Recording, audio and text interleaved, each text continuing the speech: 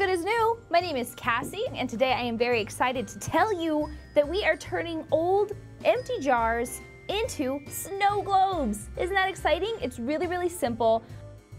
So the first thing you're gonna start off with is a mason jar of some sort. Well, this is technically a Kerr jar, but you want preferably a wide mouth jar.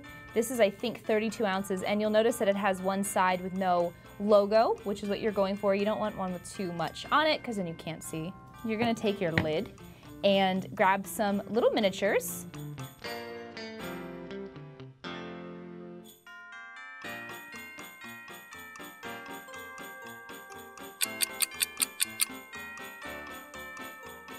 All right, so the next step, what I have here is glycerin, vegetable glycerin. You can actually find this in a lot of drugstores.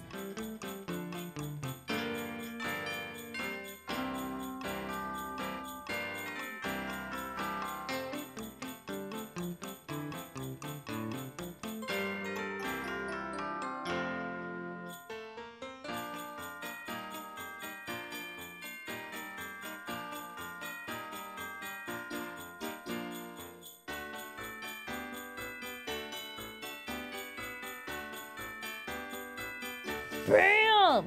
Oh. Look how cute! Oh man! It's snowing! It's snowing! That's really cute, so Cassie. Cute. You're very talented. Look how stinking cute. He's got snow on his little nose. I'm gonna show you how to turn a baby food jar into a snow globe. It's really, really cute. But the first thing you're gonna do is take a photo.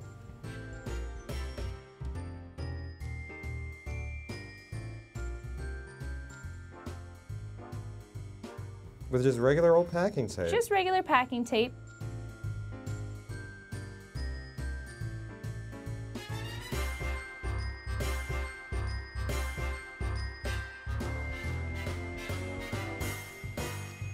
All right, so now I'm sticking it. See, it's a loop. I just taped it together. Right, that was easy. Sticking it in. Goodness. Now remember, it has to be upside down in the jar because it is going to be upside down. So it looks like Paul's trapped in the jar. Ah. A few drops of glycerin.